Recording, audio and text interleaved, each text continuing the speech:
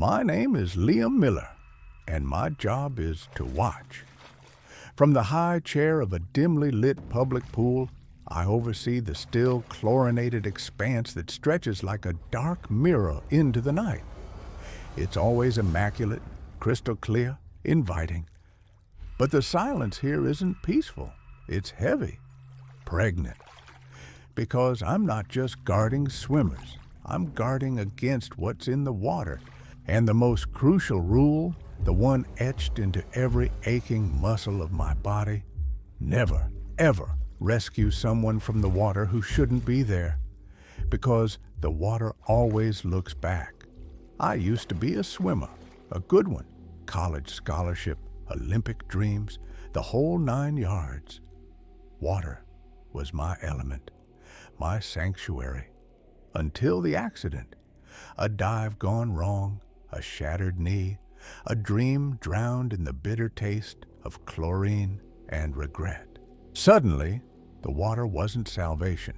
It was a constant reminder of what I'd lost. The scholarship vanished, the future blurred, and I drifted. I needed to be near the water, a masochistic urge, a longing for what I could no longer fully embrace. That's how I ended up at the Astoria Community Pool, pulling the graveyard shift. An old, indoor public pool built in the 1970s with ancient mosaic tiles that depicted mythical sea creatures. The echo in the vast cavernous space was unnerving, amplified by the low spectral lighting that cast deep, shifting shadows. It only opened for very specific, exclusive night sessions, attracting a strange, sparse clientele. The pay was decent, almost suspiciously so, for a job nobody else seemed to want. It was perfect, a quiet purgatory for a broken swimmer. My supervisor was Mr. Silas, a man whose age was impossible to pinpoint, his face a roadmap of ancient sorrows, eyes that seemed permanently fixed on something far beyond the tiled walls. He rarely spoke, his presence a silent, heavy anchor in the oppressive quiet.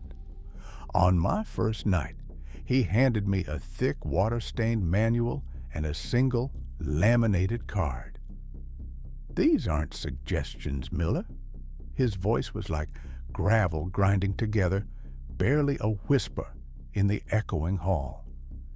"They're non-negotiable protocols for your survival, because in this pool some things are better left submerged, others better left alone entirely, and never, ever break these rules out of empathy. Empathy here is the hook that drags you under." He pointed to the laminated card. It listed 8 rules, not vague guidelines, but precise, almost ritualistic commands. I memorized them, a cold litany against the deep. 2:35. The 8 rules of the silent pool, a litany of fear. This pool, I quickly learned, was not just old, it was ancient in a way that defied its construction date. The water, though pristine, held secrets. And the rules, as I would soon discover, were the dam holding back a flood of unseen horrors. Here are the rules as Mr. Silas presented them, each one a chilling harbinger of the things that truly haunted the Astoria Pool. Rule number 1, never enter the water after midnight, even if you see someone in distress. If they do not respond to verbal commands, assume they are not meant to be rescued. Mr. Silas's explanation: "Some currents are stronger than any swimmer, Miller, stronger than life itself." Rule number 2, if the pool lights flicker, count to 300 before reporting it. During this time, do not look at your reflection in the water. If you must look at the water, focus on the tiles beneath the surface. Mr. Silas's explanation: "The power grid is old, but some reflections aren't yours." Rule number 3, the pool's deep end drain cover must always be secured. If it appears loose, do not approach it directly. Use the long hook from the shallow end to secure it from the edge. Mr. Silas's explanation: that drain, it's a valve, keeps the pressure balanced, and what comes from beneath isn't meant for the surface. Rule number 4. Do not investigate any sounds from the ventilation system or beneath the floor grates. If you hear whispers or gurgling, play the pre-recorded ambient pool sounds at a low volume until the sounds cease. Mr. Silas's explanation: the pipes sing, ignore their tunes, they're not for human ears. Rule number 5. If you see a child's toy, e.g., a brightly colored ball, a floating doll, in the deep end, do not retrieve it. Wait until morning staff arrives. It will be gone by then. Mr. Silas's explanation: they like to play. Don't join their game. You'll never leave. Rule number 6. Never acknowledge swimmers who move in patterns inconsistent with human swimming, e.g., underwater for extended periods, unnatural speed, moving against currents. Pretend you don't see them. Your gaze acknowledges their presence, granting them passage. Mr. Silas's explanation: some guests aren't on the manifest. Don't make eye contact. They'll invite you to stay. Rule number 7. The lifeguard stand must always be occupied between midnight and 5 a.m. Do not leave it even for a moment unless physically forced. Your presence is the beacon. Mr. Silas's explanation: this chair, it's more than just a seat. It's the anchor. Keeps you from drifting. Rule number 8. If the water level noticeably drops or rises without an obvious cause, do not adjust the valves. Evacuate immediately and trigger the emergency lockdown from the front desk. Mr. Silas's explanation: when the water breathes, get out. It's testing its boundaries. I memorized these rules, initially dismissing them as the superstitious ramblings of an old man in a lonely job. But the Astoria Pool was about to teach me otherwise. My shifts quickly settled into a quiet, monotonous routine. The few night swimmers were regulars: an elderly woman doing slow, precise laps, a young couple whispering intimately in the shallow end, a lone man floating on his back, staring at the ceiling. I watched them, clipboard in hand, noting times, ensuring safety. It was during my 3rd week, around 1:30 a.m. The night was still, save for the gentle splash of water and the distant hum of the filtration system. Then, the fluorescent lights above the pool began to flicker, once, twice, then a rapid, chaotic strobe. My heart leaped. Rule number 2. If the pool lights flicker, count to 300 before reporting it. During this time, do not look at your reflection in the water. If you must look at the water, focus on the tiles beneath the surface. I instinctively tensed. My gaze darted to the water. My own reflection stared back, distorted by the strobing light, wavering almost like smoke. But then, as the lights held on a particularly dim, eerie flicker, I saw it. My reflection shifted, just for a fraction of a second. The eyes were different, deeper, older, and they weren't looking at me. They were looking past me, into the darkness behind, with an expression of profound, ancient longing. A cold dread washed over me. I gasped, tearing my gaze away, forcing my eyes to the pale blue tiles at the bottom of the pool, trying to follow Mr. Silas's instructions. The lights continued their erratic dance for what felt like an eternity. I counted slowly, my heart thudding against my ribs, convinced that something was watching me mimicking me just beneath the surface. When the lights finally stabilized, the pool was calm.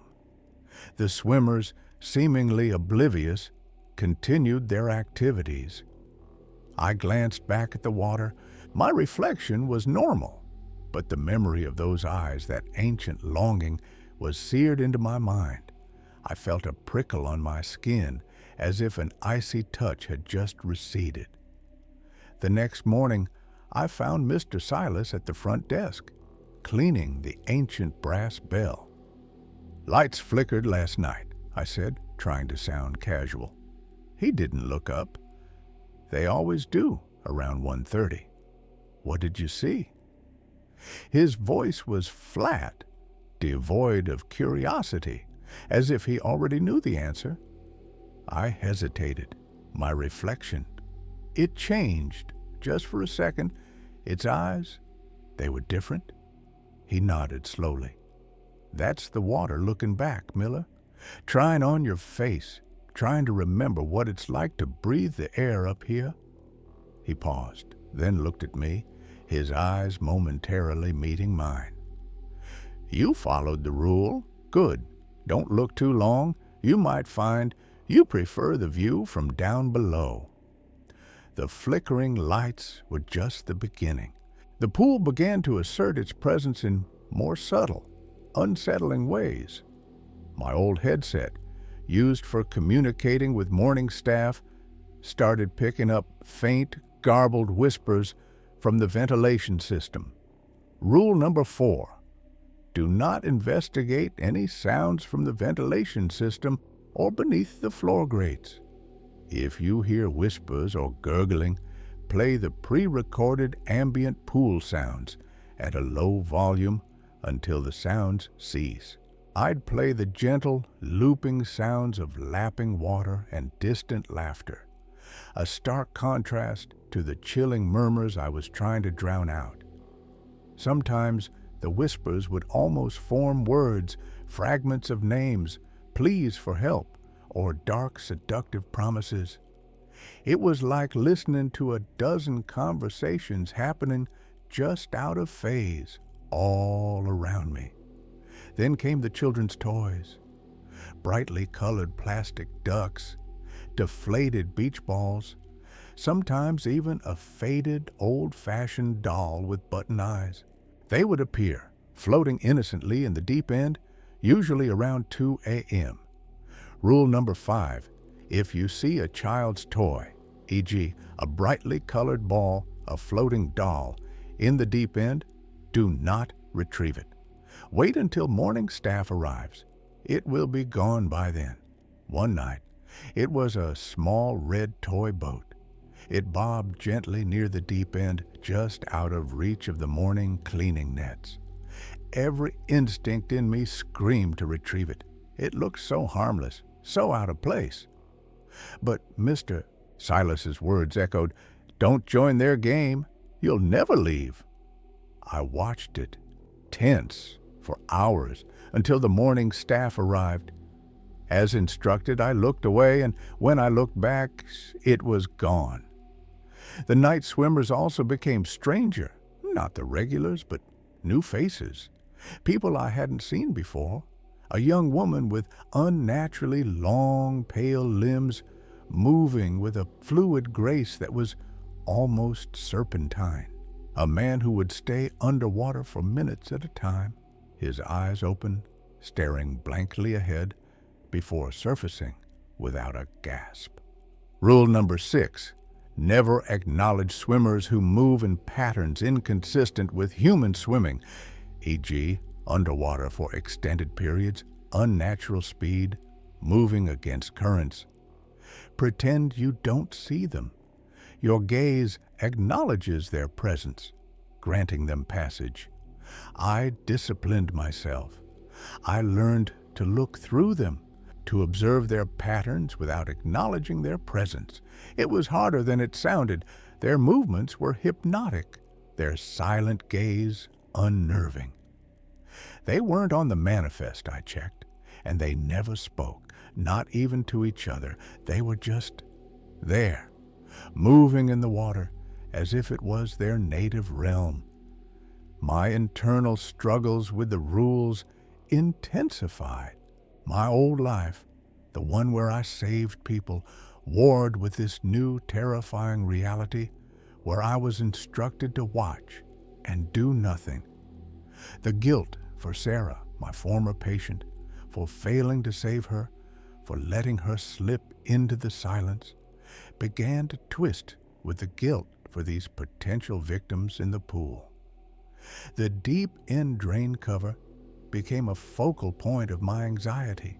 It was a heavy bolted grate, almost hidden in the shadows. But sometimes, when I glanced at it, it seemed to subtly shift. To breathe. Rule number 3. The pool's deep end drain cover must always be secured. If it appears loose, do not approach it directly. Use the long hook from the shallow end to secure it from the edge. One particularly eerie night, a powerful surge seemed to travel through the water, causing ripples that hit the walls with a hollow thud. When the water calmed, I saw it. The deep end drain cover was noticeably ajar, a dark gap visible beneath the heavy grate. My blood ran cold. The thought of something escaping from that dark maw or being drawn into it was unbearable. I grabbed the long, heavy hook, my hands clammy. I approached the edge of the deep end, careful to keep my distance, my eyes fixed on the shifting grate. As I extended the hook, a cold current, distinct from the pool's normal flow, seemed to emanate from the drain. And then a low, guttural gurgle rose from the gap, a sound that wasn't water or pipe, but something impossibly ancient and hungry. It was like the pool itself was sighing, or perhaps breathing. I forced the hook into one of the grate's openings, leveraging it to push the cover back into place. It slid with an unsettling clunk, sealing the gap. The gurgle ceased. I pulled the hook back, my heart pounding, convinced that something had been watching me just below the surface, waiting. Mr. Silas appeared silently beside me. He had a sixth sense for these things. "Good," he rasped, his eyes fixed on the now secured drain. "That one tries to open around 3 a.m. every third Thursday, likes to see what goes by." He paused, then looked at me. "It takes a piece of you, doesn't it? Every time you face it, it takes a piece of your peace." I nodded, unable to speak. The pool was a living, breathing thing, and it was slowly, methodically, chipping away at my resolve. The strain of the job, the constant vigilance against the unseen, began to wear me down. Sleep became a luxury, plagued by nightmares of eyes in the water, of ancient echoes in the pipes. I started to question everything, my sanity, the very nature of this pool. One morning, after a particularly unsettling shift where the water level had mysteriously dropped by a foot before stabilizing on its own, a violation of Rule 8 that Mr. Silas handled with an unnerving calm, I confronted him. "What is this place, Mr. Silas?" I demanded, my voice raw with exhaustion. "What are these things in the water? What am I actually guarding?" He looked at me, a flicker of something resembling pity in his ancient eyes. "The Astoria Pool, Miller, was built over a natural spring, an aquifer that runs deep, connected to other places, other waters, places where time flows differently, where life evolves uniquely."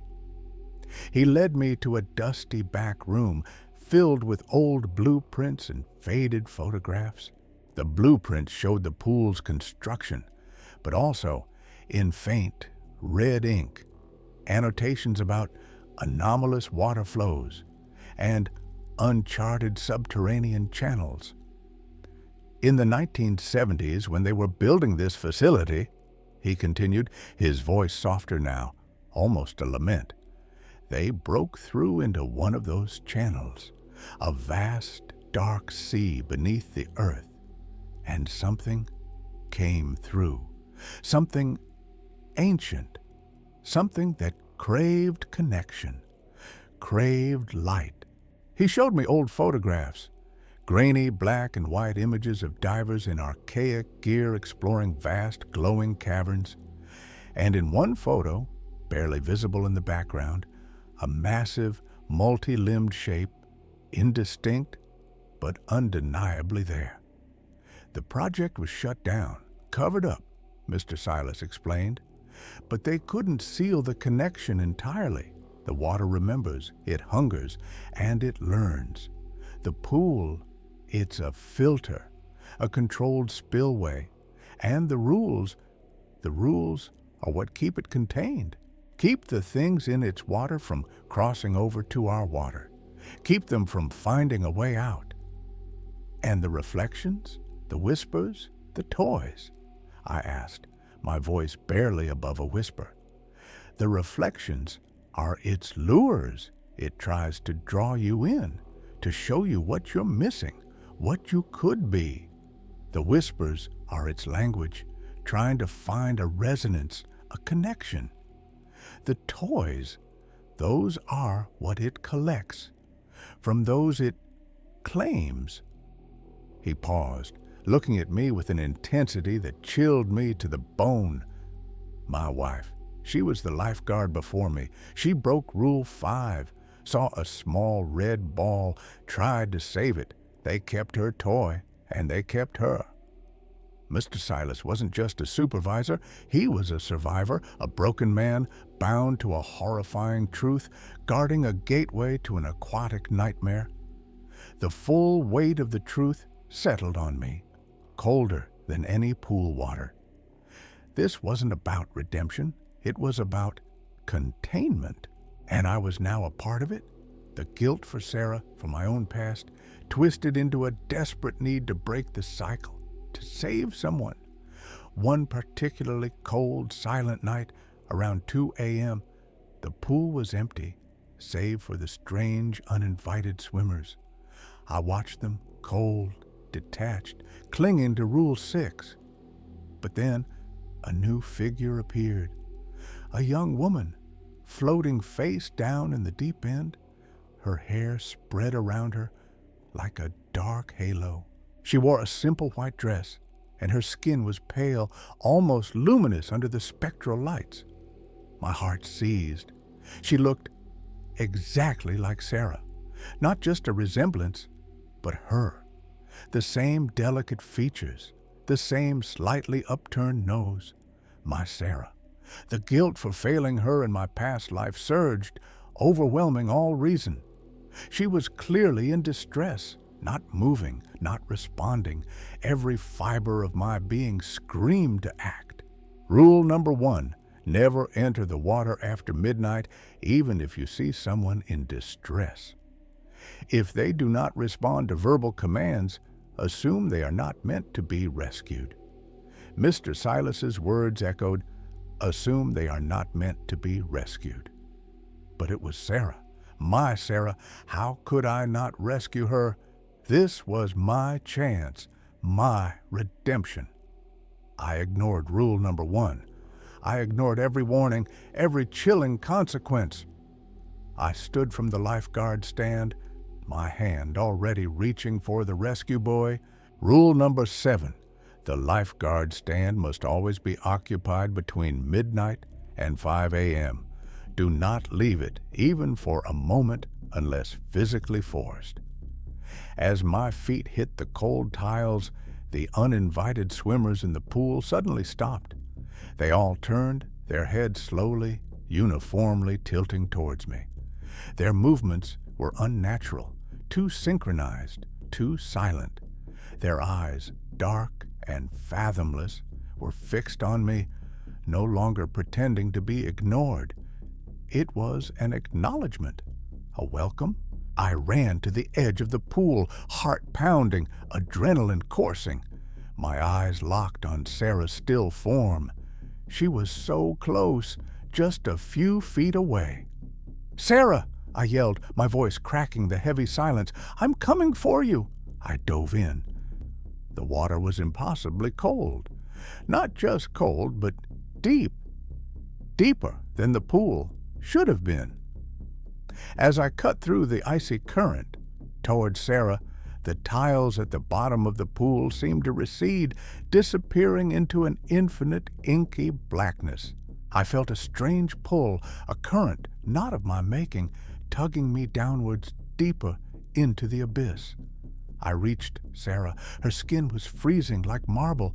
I wrapped my arm around her, trying to pull her toward the surface. As I did, her head slowly turned.